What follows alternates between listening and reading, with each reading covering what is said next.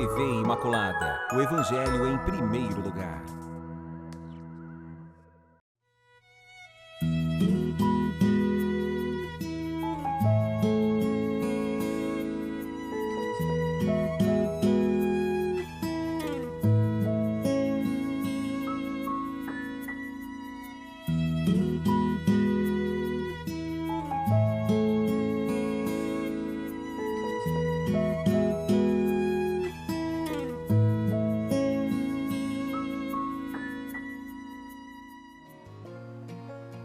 Olá, assíduos e queridos amigos, frequentadores da Páginas da Bíblia, do nosso programa maravilhoso que vai ensinar você o caminho certinho de como conhecer, aprofundar e entender melhor a palavra do Senhor.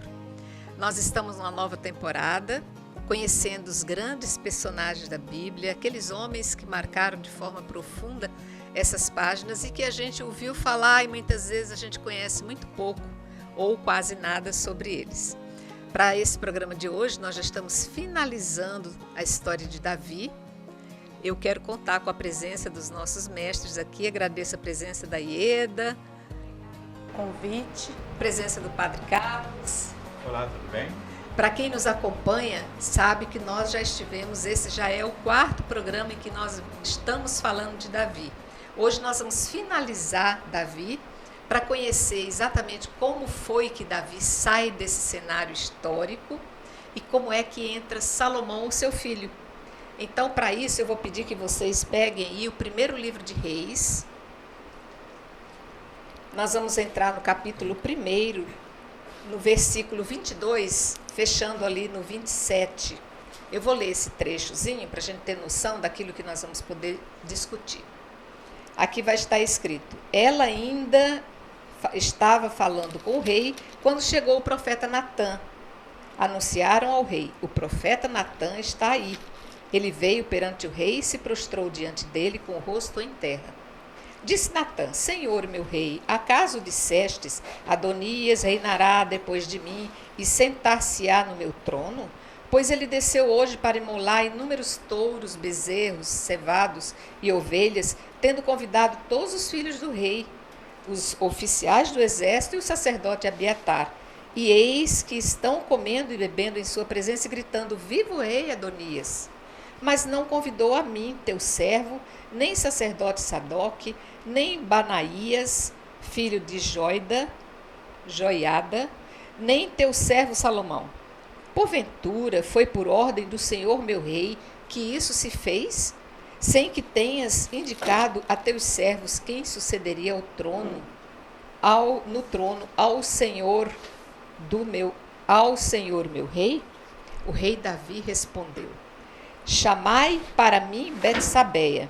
Ela veio perante o rei e ficou em pé diante dele. Então o rei fez este juramento: pela vida de Yahvé, que me livrou de todas as angústias, como te jurei por Yahvé, Deus de Israel, que teu filho haveria de reinar depois de mim e se sentaria em meu lugar no trono, assim o farei hoje mesmo.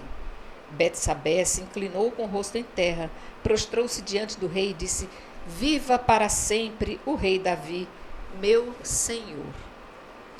Eu vou já começar aqui pedindo ajuda do Padre Carlos. Padre Carlos, como é que acontece isso realmente? Conta em miúdos essa passagem para nós entendermos essa sucessão, assim, parece que um pouco meio que automática, meio que imposta, meio isso. Que já se esperava que isso acontecesse? Então, veja bem, nós estamos na passagem. Primeiro foi o rei Saul, que foi rejeitado por Deus, vem Davi, segundo rei de Israel, e agora vemos a passagem para o terceiro rei, que é Salomão. Ou seja, Israel, né, o povo de Deus, em termos de monarquia, é jovem, né? Essas coisas passaram-se em poucos anos, em 40 anos praticamente. E não havia um direito estabelecido para o povo de Israel a respeito do direito de sucessão, quem sucede. Então aqui nós vemos o caso exatamente que nós temos 2 filhos, né, de Davi, que pleiteiam, né, ser o sucessor com aqueles que apoiam cada um. né? Como apareceu aqui na leitura. Então, no caso, até esse momento, pelo menos, quem indicava o sucessor era o próprio rei. Não havia um direito hereditário dizendo que seria o primogênito ou não.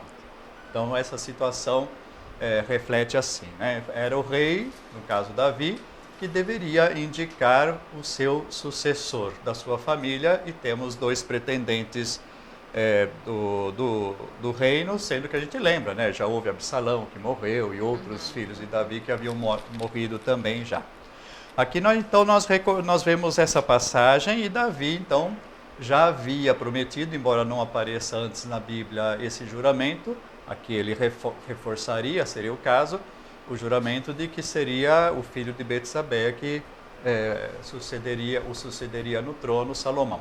Aí a gente recorda, né, da vida de Salomão, ou da vida de Davi, quem é essa Betsabeia, né, e quem é Salomão. Vamos recordar que houve aquele episódio em que Davi já tinha várias mulheres, já tinha vários filhos, e lá em Jerusalém, durante a guerra contra o povo inimigo, ele do seu palácio, olhando, né, ele vê essa Betsabeia tomando banho, sem vergonha, né?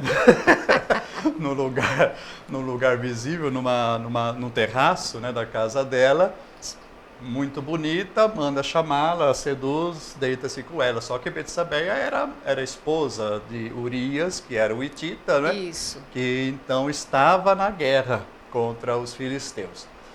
Daí a gente conhece esse texto da Bíblia, em que, ao saber então que ela estava grávida, ou seja, né, ia aparecer o adultério cometido, porque Urias não estava em casa, né? Então ela aparece grávida.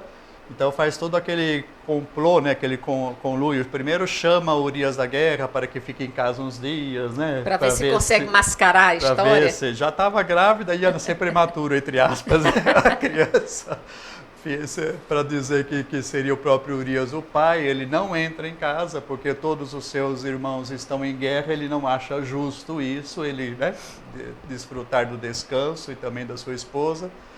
Davi tenta uma segunda vez, chama, embriaga ele, manda para casa de novo, mas ele continua firme, não se deitando com a sua esposa, e no fim então o devolve para a guerra e manda colocar no lugar de maior perigo, e vem a morrer o Urias. Depois Natã, que aparece aqui, vai diante de Davi, né, e faz um pronunciamento bastante interessante, usando uma parábola, dizendo, né, de alguém que tinha só uma ovelha, mas o outro que tinha todo o rebanho pegou aquela ovelha única daquele senhor, né, mandou matar para servir para os seus amigos, e no final vai dizer que Davi diz, essa pessoa merece a morte pelo que fez, e Natã vai dizer, essa pessoa és tu, né, e vai lembrar então do seu pecado.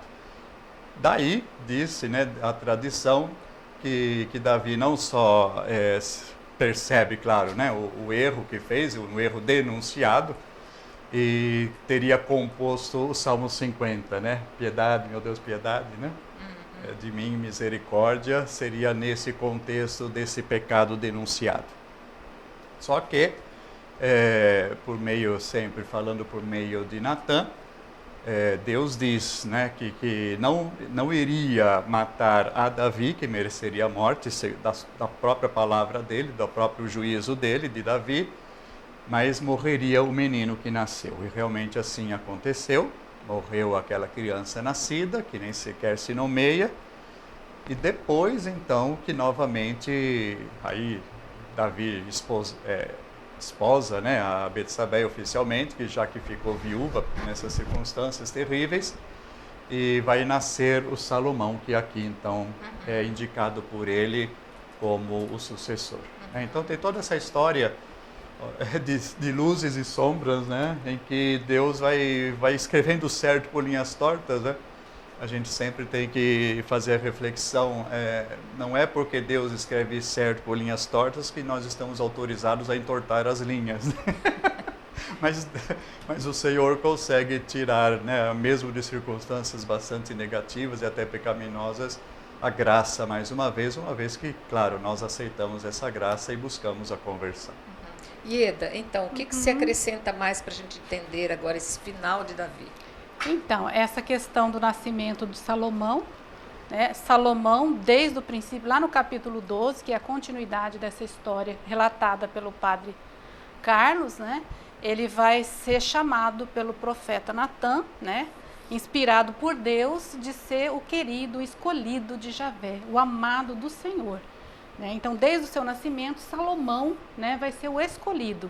Se Javé rejeita o primeiro filho, né, fruto do pecado, o segundo filho de Davi é o escolhido de Deus, é o amado do Senhor. Aí então, Salomão, né,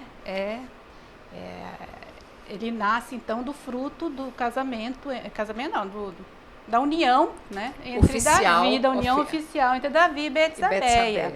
Aí então começa, né, toda a história aí do primeiro reis, a sucessão da monarquia, que começou com Saul, né, e dá continuidade a Davi e Salomão. Salomão, ele é um dos personagens mais conhecidos da Bíblia, pela sua grandíssima sabedoria, né, pela sua riqueza e principalmente por ter construído o primeiro templo para Javé, que tem o nome de Templo de Salomão. Então foi ele é muito conhecido, personagem conhecido por isso. Aí nós vamos ver toda a história da sucessão, que nós já começamos, né? Então, Davi, ele está velho, enfraquecido. Davi foi um homem, um grande homem de Deus, Davi, né? Segundo o coração de Deus, porque ele era servo, ele ouvia, era conduzido pelo Espírito de Deus. Por isso o reino dele teve mais prosperidade do que o reino de Saul. O reino de Israel, né, teve mais prosperidade, 10 vezes mais do que o reinado de Saul. Mas ele estava velho, cansado no final da vida, e já estava chegando os seus últimos dias de vida. Então, Adonias, o seu filho, né, aí o padre falou que não se escolhia pelo primogênito, não era o primogênito que ia suceder o rei, né, mas ele era um dos filhos primogênitos de Davi, Adonias. E ele dizia para todo o povo de Israel que ele seria o rei. E aí então ele convoca para uma festa a liderança que apoia, que ele tem apoio dos irmãos, ele tem apoio aqui do sacerdote Abiatar, do chefe do exército de Joabe, né, que é uma liderança forte junto a Davi. E aí ele se autoproclama rei, né? Mas aí Betsabé fica sabendo dos planos de Adonias e leva até Davi. E aí, porque Betsabé sabia que Salomão seria o rei. E aí a Betsabé conta os planos de Adonias para Davi, e Davi, mesmo fraco, mesmo doente, né, convoca também os líderes, e aí manda ungir Salomão como novo rei, né? E aí Salomão, ele vai herdar um império já pronto e consolidado, e agora, qual que é a proposta agora de Salomão? É tentar organizar, né, manter, organizar e, sobretudo, explorar essa questão, né? O povo, ele vai governar por 40 anos, o povo de Israel, que vai num período de 971 até 931, né? Um período de 40 anos. Ele reina, né? É o mesmo período do seu pai Davi, assim, 40 anos, né, que ele estabelece o reinado em Israel. Então, no final da vida, né, de Davi, essa sucessão, e nós temos no capítulo 2, então, o testamento que Davi deixa ao seu filho. Isso, que eu vou pedir para vocês abrirem, então, nesse capítulo 2 do primeiro livro dos Reis, que nós estamos estudando. Vamos ler esse pequeno trecho que vai do versículo 1 até o finalzinho, quando se estabelece a morte de Adonias. Vai dizer assim: aproximando-se o fim de sua vida, Davi ordenou a seu filho Salomão: vou seguir o caminho de todos, ser forte e porta-te varonilmente. Seguirás a observância de Yahvé teu Deus, andando em seus caminhos, observando seus estatutos, seus mandamentos, suas normas e seus testemunhos, conforme estão escritos na lei de Moisés, a fim de seres bem-sucedido em tudo quanto empreenderes e em todos os teus projetos. Para que Yahvé cumpra a promessa que me fez, dizendo: se os teus filhos conservarem boa conduta, caminhando com lealdade diante de mim, de todo o seu coração e de toda a sua alma, jamais te faltará alguém no reino de Israel. Sabes também o que me fez Joabe, filho de Sárvia, o que ele fez aos 2 chefes do exército de Israel, Abner, filho de Ner, e Amasa, filho de Jeter, aos quais matou, vingando em tempo de paz o sangue derramado na guerra e manchando de sangue inocente o cinturão de seus rins e a sandália de seus pés. Agirás como acerto, não deixando que seus cabelos brancos desçam em paz ao Sheol. Aos filhos de Berzelaia, o Galadita, porém, tu te tratarás com bondade, tu os tratarás com bondade, e eles estarão entre os que comem à tua mesa, pois tal foi o auxílio que me prestaram quando eu fugia diante de teu irmão Absalão. Tens comigo Semei, filho de Gera, o benjamita de Baurim, que me amaldiçoou violentamente no dia em que parti para Maanaim. Mas como ele desceu para me encontrar no Jordão, jurei-lhe por Yahvé que eu não o mataria pela espada. Tu agora não o deixarás impune. Sensato como és, saberás como tratá-lo, para fazer descer ao Sheol com sangue seus cabelos brancos. E Davi adormeceu com seus pais e foi sepultado na cidade de Davi. O reinado de Davi sobre Israel durou 40 anos. Em Hebrom reinou 7 anos, em Jerusalém 33. Salomão subiu ao trono de Davi, seu pai, e sua realeza consolidou-se fortemente. Então, aqui nós vamos ver então os últimos dias, e aqui realmente confirmando isso, né, dos 40 anos de governo de Davi, mas falando realmente essa questão assim de todos esses entremeios que a gente vê acontecer, quando da proximidade da morte de Davi, a promessa que Yahvé faz descer sobre toda essa sua descendência, né? Explicando Sheol para quem ainda não sabe, eu vou deixar a palavra com vocês, que é descer aos... A sepultura, né? Aí ele fala Sheol, mas aqui ele fala assim, ó, essa tradução sua fala Sheol, que ele vai, quer dizer, a hora da morte dele. Tá. Né? Ele vai, aqui na tradução da pastoral, ele fala que vai seguir o caminho de todos os mortais. Quer dizer, está chegando, aproximando a hora da morte dele. Então, antes dele morrer, ele aconselha o filho para que fosse um bom rei para Israel, para que desse continuidade, prosperidade ao povo, né? E aí é interessante que aqui no versículo 3, ele fala assim, ó, olha a condição para que o reinado seja bom, né? Para que as pessoas tenham vida, para que as pessoas tenham liberdade, para que o projeto de Yahvé se mantenha em Israel. A condição, cumpra as ordens de Yahvé, o seu Deus. Cumpra as ordens, quer dizer, o rei Salomão, o rei Davi, ele está submisso a um poder maior. Exatamente. Né? Porque a monarquia, ele como rei, ele tinha um poder. Né? Esse poder não pertence ao rei, é um poder que está a serviço do povo. O povo pertence a Deus, o poder pertence a Deus. Então, o Salomão, para ele ter prosperidade, ele tem que cumprir as ordens de Yahvé. Né? As ordens de Yahvé, todos os seus estatutos, né? A aliança, o decálogo, a lei. Né? O monarca, o rei, ele não está acima da lei, ele está a serviço da lei, né? Em benefício do povo. Né? Então, o que é bonito da gente ver nesse texto, né? Nessa transição de Davi para Salomão, o que é fundamental para que se tenha vida, para que se tenha liberdade, né? Para que o povo prospere, para que o reino seja frutuoso. Necessário, obediência a alguém que é maior que você. A submissão alguém à que tem autoridade todo divina. O poder. aliança, poder, principalmente, como ela falou, né? A fidelidade, a aliança a Javé. Não ter outros deuses, principalmente. Então a gente vê, e depois, né, toda essa questão daqueles inimigos que haviam sobrado, né, que ele aconselha que sejam eliminados. A gente vai vendo, né, no Decálogo também existe não matarás. Mas toda a interpretação disso, Jesus mesmo cita no Sermão da Montanha o mandamento antigo, né? Amarás o teu próximo, odiarás o teu inimigo. Daí Jesus vai mudar, né? Amarás também o teu inimigo. E claro que amar-se, entre outras coisas, significa respeitar a vida.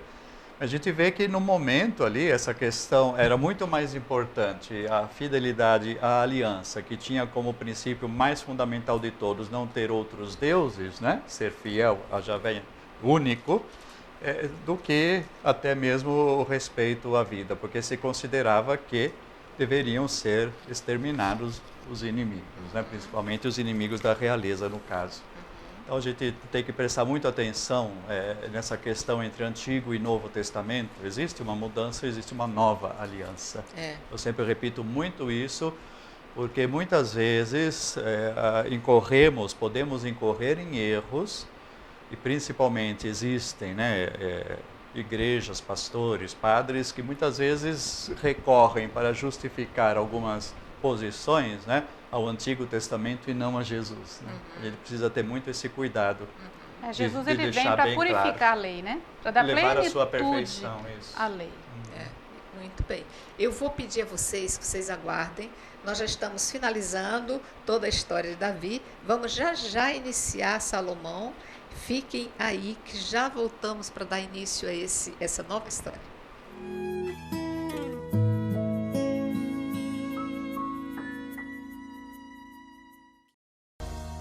Ok, queridos, voltamos. Nós estamos estudando nesses personagens da Bíblia, grandes personagens da Bíblia. Acabamos de ver o final de Davi.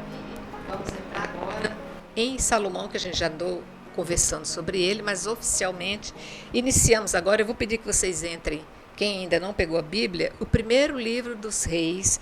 Nós estamos aqui no capítulo 3 e vamos ver esse sonho de Gabaon, que vai nos ensejar o histórico para que a gente possa realmente adentrar essa história de Salomão. Vai dizer assim, para quem está sem a Bíblia, é só acompanhar a leitura. O rei foi a Gabaon para lá oferecer um sacrifício, pois era o lugar alto mais importante. Salomão ofereceu 1000 holocaustos sobre aquele altar. Em Gabaon, Yahvé apareceu em sonho a Salomão durante a noite. Deus disse: pede o que te devo dar. Salomão respondeu: tu demonstrastes uma grande benevolência para com teu servo Davi, meu pai, porque ele caminhou diante de ti na fidelidade, justiça e retidão de coração para contigo. Tu lhe guardastes esta grande benevolência e permitistes que um filho dele esteja sentado hoje em seu trono. Agora, pois, Yahvé, meu Deus, constituístes rei a teu servo em lugar de meu pai Davi. Mas eu não passo de um jovem que não sabe comandar. Teu servo se encontra no meio do teu povo que escolhestes, povo tão numeroso que não se pode contar nem calcular. Dá a teu servo um coração cheio de julgamento, para governar teu povo e para discernir entre o bem e o mal, pois quem poderia governar teu povo que é tão numeroso? Agradou ao Senhor que Salomão tivesse pedido tal coisa. E Deus lhe disse: porque foi este o teu pedido, e já que não pedistes para ti vida longa, nem riqueza, nem a vida dos teus inimigos, mas pedistes para ti discernimento para julgamento, vou fazer como pedistes. Dou-te um coração sábio e inteligente, como ninguém teve antes de ti, e ninguém terá depois de ti.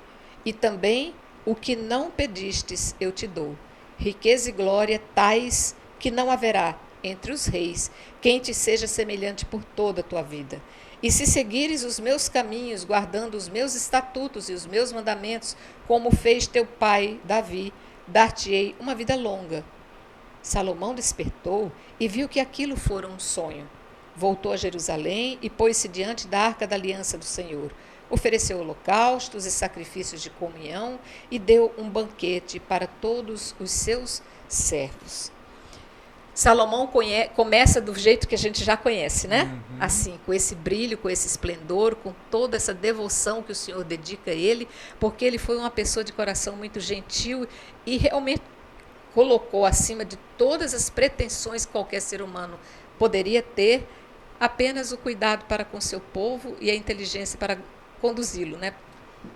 Essa passagem é importantíssima, ilumina toda a vida como rei de Salomão. Então, nós vemos aqui que bonito, né? No momento em que Deus se apresenta em sonho, pede o que quiser, ele soube pedir o que era mais importante para um rei, né? Exatamente saber discernir bem e mal. Lembramos que durante toda a realeza, de certa maneira podemos dizer uma certa herança dos juízes, né? Mas durante toda a realeza, o principal juiz era o rei. E isso a gente já via no tempo do próprio Moisés também, lembra? Que ele sentava-se na tenda do encontro, à porta da tenda do encontro, para julgar, para resolver os problemas entre as pessoas do povo. E isso, então, é uma tradição que vai ser assumida plenamente pela realeza, pelos reis, né, que vêm. Então, o rei é o principal juiz. Lá naquele tempo de Moisés, a gente também lembra, né, que como ele ficou sobrecarregado também, o seu sogro, né, lhe disse, coloca também alguns homens, né, mais sábios que possam te ajudar, né, a julgar as coisas, de modo que a você chegue apenas o que é mais difícil, o que eles não consigam resolver, né, venha até você os casos mais difíceis, né, ou mais importantes. Seria então a constituição de várias instâncias de juízo, né, e tanto no caso Moisés naquela época como os reis agora, seria o Supremo, né? As coisas que precisam chegar. Então é assim que o pedido de Salomão é realizado, como nós escutamos, né, depois da palavra de Deus, já que você pediu isso, que é esse dom tão importante para saber governar, todas as outras coisas também te darei, né? A riqueza. Como acréscimo. Como acréscimo disso. E na verdade podemos dizer o quê? Né? Que quem tem sabedoria, então ele sabe organizar a sua casa, sabe organizar a sua vida, sabe ser fiel a Deus. Há uma sucessão de sucessos. Né? Tanto, digamos assim, religiosamente quanto profissionalmente, será uma pessoa bem-sucedida, sabendo então discernir as coisas, né? Então, daqui para frente, nós estamos no capítulo 3º, né? Até o capítulo 10º daqui para frente vai ser descrições dessa sabedoria e do sucesso de Salomão em todas as coisas. Então, ele foi um gênio, vamos dizer assim, militar, no sentido que ele já estava consolidado o reino, a extensão do reino sob Davi, mas ele soube consolidar ainda mais. Ele foi um gênio de negócios, né? Ele fez aliança com os reinos vizinhos, ele soube organizar o governo das diversas tribos ou províncias, colocando então tanto governadores locais em seu nome, como também estabelecendo postos militares na extensão do seu reino todo, principalmente nas fronteiras, claro. Ele soube granjear, né, simpatias, alianças e assim por diante, e muita riqueza, né? Então, vamos ter relatos aqui da proverbial sabedoria, da proverbial riqueza de Salomão, que naquele período, né, podemos dizer que ele rivalizou realmente, como foi a palavra do Senhor para ele, ele rivalizou totalmente com todos os outros reinos que existiam no momento naquela região e superando. Egito estava num momento de fraqueza, a Síria estava num momento de fraqueza, ele superou então e estabeleceu um reino muito potente. Então, Ieda, só para a gente ter uma noção de toda essa riqueza de sabedoria que foi entregue no coração de Salomão, tem aquele caso que é muito conhecido das duas mães que vêm reivindicar a maternidade do filho gerado, né? E Salomão vai intervir de forma bem sábia, né? Você pode contar para nós aí? Sim, então, esse episódio né, das duas prostitutas Sim. que reivindicam pelo mesmo filho, vem para ilustrar o que foi dito, né, nos versículos anteriores aí, a questão da sabedoria. Né? Essa sabedoria dada por Deus, revelada através de sonho para Salomão, é sinal de que Javé está presente junto com Salomão. Né? E Salomão tem que dar continuidade, desde que ele seja fiel aos mandamentos também aqui. Né? E então, e ele era muito jovem. Né? Tem alguns, eu li um comentário que a Bíblia não diz a idade dele, só diz que aqui no versículo 7 do capítulo 3, diz que ele era muito jovem. Então pensa, né? Jovem, herdando todo o império, um povo numeroso, mais do que as areias do mar, né? E tendo toda essa responsabilidade. E o pai dele aconselha, né, que Javé cumpra as ordens de Javé. E aí ele tem um sonho, né, e esse sonho ele pede para Deus sabedoria. Isso. E Javé se agrada com esse pedido e dá muito mais do que ele pediu. Né? E aí então vem o episódio, né, para ilustrar essa sabedoria divina que todo Israel, a partir desse episódio, todo o povo, né, reconhece nele a presença de uma sabedoria do alto, que não é uma sabedoria humana. Né? Então o que acontece? Ele está no trono, né, se apresenta diante dele as duas prostitutas,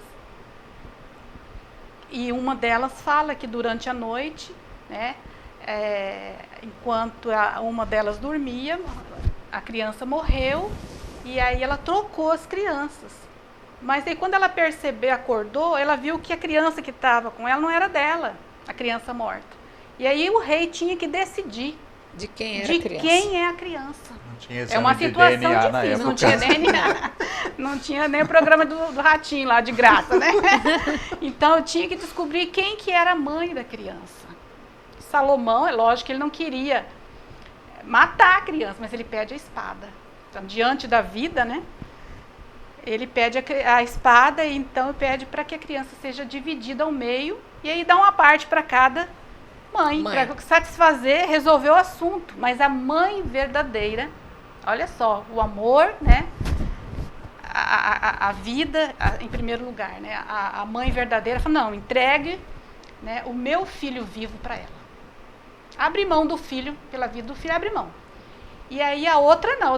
Então, nem para mim, nem para ela, divide. E aí ele descobriu, né? Por aí, ele pelo sentimento materno. Aí ele pede para que seja entregue a criança para a mãe verdadeira. Interessante aqui, lá no 28:3, ele diz assim, ó, depois desse fato, todo Israel ficou sabendo da sentença que o rei tinha dado e o respeitavam, pois viram que ele possuía sabedoria divina para fazer a justiça.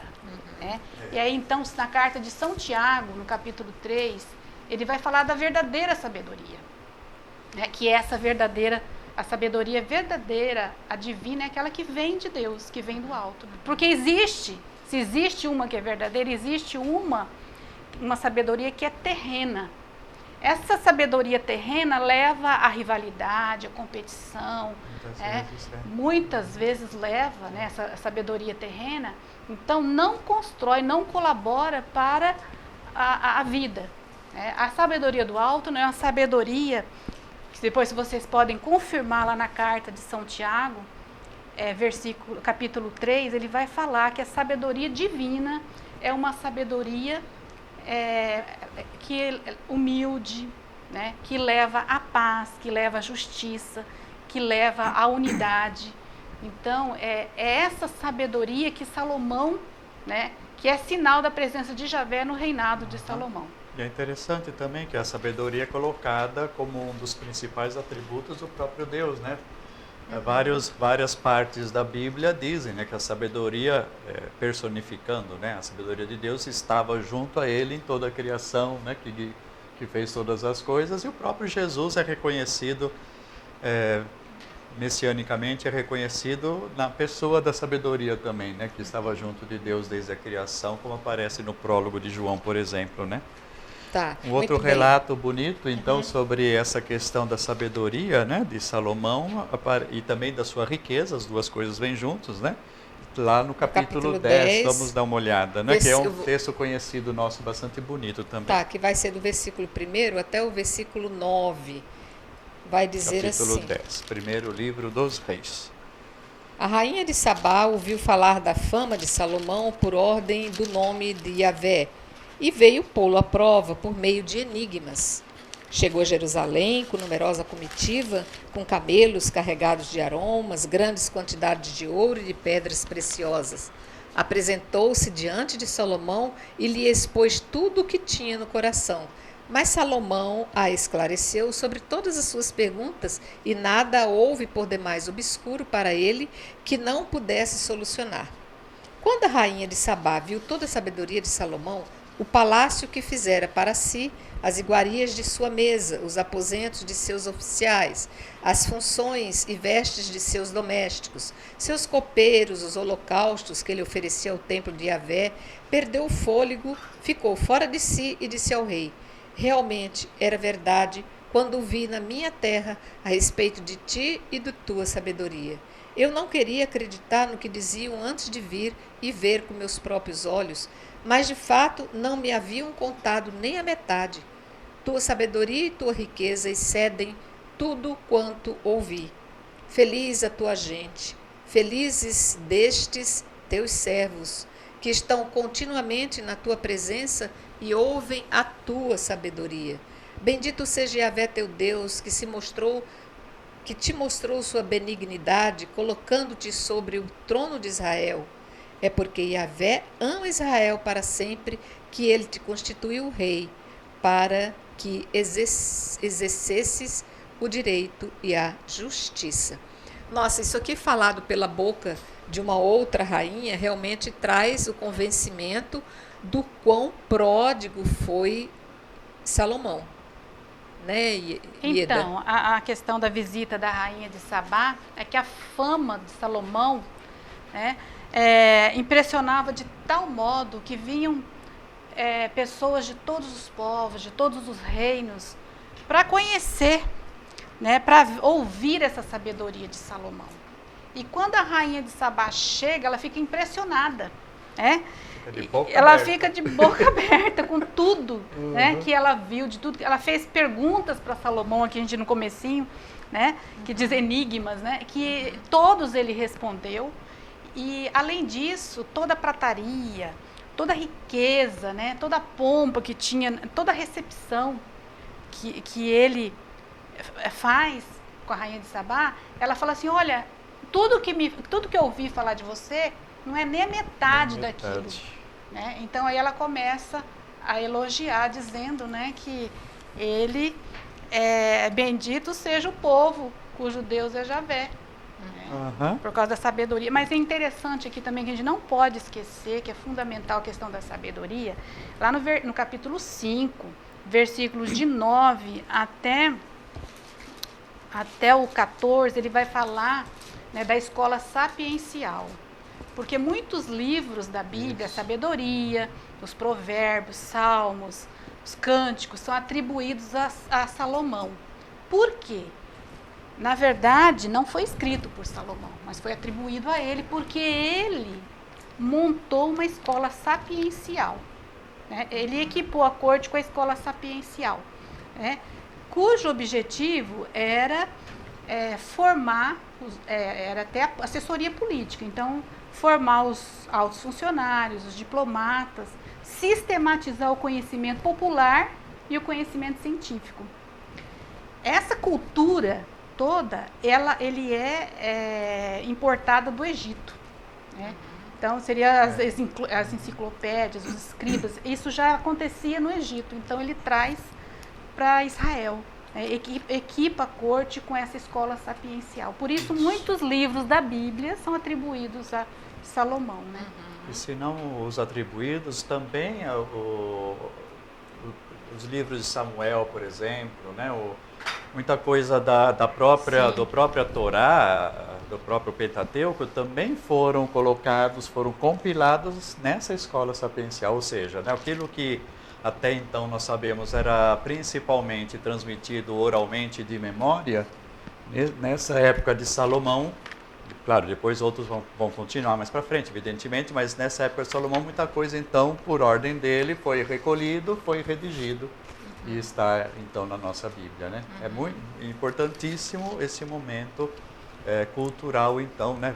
Como houve sabedoria de Salomão, mas houve também riqueza junto, ele podia custear, né? Tanto os sábios, os escribas, pessoas de leitura, pessoas de escrita, que sempre foi raro, né? No tempo antigo, como ainda ele vai formar também vai importar e vai formar também muita coisa no âmbito prático, vamos dizer assim, né? A questão que já falamos um pouco antes, a questão da divisão e da organização do governo, a questão das artes, outras artes, além da literatura. Então, ele forma muitos artesãos, né, que vão fazer coisas importantíssimas. Nós vamos ver, né, mais para frente um pouco da vida de Salomão, do seu reinado, que vai ser ainda construir o templo, né, e construir um palácio. E ornamentados, talhados, da mais fina arte daquele tempo, devido a essas escolas, então, e esse pessoal que ele traz de fora para que ensine da própria terra a sabedoria e as artes e também o governo. E Eda, a gente vai ver que quando a sabedoria ela explode no coração, vindo da cepa divina, digamos assim, ela tem autoridade e necessidade de se estender por todo o seu povo, que todo o seu povo também seja sábio. Isso aí torna uma nação produtiva, que cresce, que se organiza e que cada vez mais se torna vista por todos os outros, né? Sim, então eu tenho um ditado assim que eu gosto muito dele, que diz assim: os dons, quando são partilhados, eles são multiplicados. Então ele recebeu um dom, uma graça. Nós recebemos o dom de Deus, né? E esse dom não é para ser guardado, é para ser partilhado, porque ele vai ser multiplicado, que vai produzir vida para outras pessoas. Então, essa sabedoria do alto é isso aí, é saber viver bem, né? E saber viver na presença de Deus, cumprindo, sendo fiel à sua aliança. Os mandamentos de Deus são mandamentos de vida, mandamentos de amor, né? Mandamentos de justiça. É isso que Deus quer, é isso que Deus vem iluminar a nossa caminhada como ser humano. Nós somos cheios de fraquezas, né? Mas Deus é misericordioso, está pronto para nos ajudar. Né? Me faz lembrar também outra passagem de Jesus do Evangelho, né? Quando ele faz a pregação, né? Em Cafarnaum principalmente, e vai lembrar de Jonas, que vai pregar a Nínive, e vai lembrar a visita da rainha de Sabá a Salomão, né, dizendo: aqui está alguém que é maior do que Salomão. E Jesus puxa a orelha porque eles não se converteram, mesmo tendo alguém ali maior que Salomão, que é ele mesmo, né, que até a rainha de Sabá veio conhecer a sabedoria de Salomão, e os escribas e os fariseus da época de Jesus não se converteram diante dele, que é a sabedoria plena. Então, eu quero fechar esse nosso capítulo de hoje, esse nosso texto de hoje, exatamente com esse capítulo que a Ieda falou, que é, no caso, a fama de Salomão, que está no capítulo 4, que vai do versículo 9 até o finalzinho, que vai dizer: Deus deu a Salomão sabedoria e inteligência extraordinárias e um coração tão vasto como a areia do mar que está na praia, como as areias que está na praia do mar. A sabedoria de Salomão foi maior que a de todos os filhos do Oriente e maior que toda a sabedoria do Egito. Foi mais sábio que qualquer pessoa, mais que Etã, o Ezraíta, mais que os filhos de Maó, Emã, Calcol e Darda. Sua fama se espalhou por todas as nações circunvizinhas. Pronunciou 3.000 provérbios e seus cânticos foram em números de mais de 1.005. Falou das plantas, desde o cedro que cresce no Líbano até o isopo que sobe nas paredes. Falou também dos quadrúpedes, das aves, dos répteis e dos peixes. vinha gente de todos os povos para ouvir a sabedoria de Salomão e da quarta parte de todos os reis da terra que ouviram falar de sua sabedoria. Eu acho que esse é o modelo que todo governante deveria ter à sua frente. Verdade. Um modelo de homem que não só buscasse a sabedoria no Senhor, que lhe inspirasse para que toda a sua nação e todo o seu povo cresça em abundância, porque a abundância vem de um coração cheio de Deus e que vê em seus filhos os filhos de Deus. Então, que nós possamos ver esses frutos de Salomão como frutos deliciosos e que possamos também nos alimentar deles para que nossos descendentes, todos aqueles que dependem de nós, possam ser tão gratos quanto foi Salomão a Deus. Eu agradeço a presença dos nossos mestres que nos conduziram nesse ensinamento de hoje. Agradeço ao Senhor que orientou Salomão a deixar para nós tantos ensinamentos e agradeço a você que aproveitou o dia de hoje para saber um pouco mais sobre as páginas da Bíblia. Até lá, fique com Deus. Salve Maria Imaculada. Salve Maria Imaculada.